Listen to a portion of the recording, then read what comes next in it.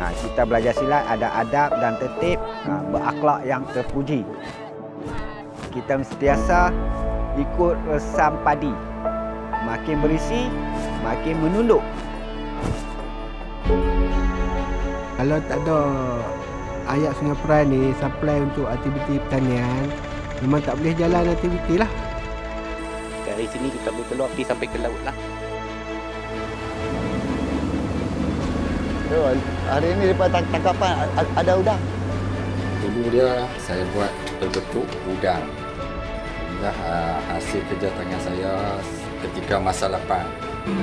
Dialah yang orang kata the only adi guru Malaysia yang hebat, sangat hebat. Sebab senjata Melayu sebenarnya dia bukan, sebab kerana dia cantik gini, dia bukan untuk berlawan. Apabila kita berjaya dapatkan hasilkan sesuatu pisau yang berkualiti, jadi itu adalah satu kepuasan pada kita. Dalam Malaysia ni hanya ada 2 tempat saja yang menggunakan sistem bisik. Sistem ni diguna daripada tahun 1940-an lagi sehinggalah ke hari ini.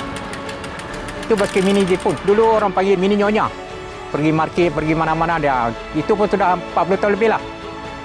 Masa zaman Kak Siti tu memang seronok sangat.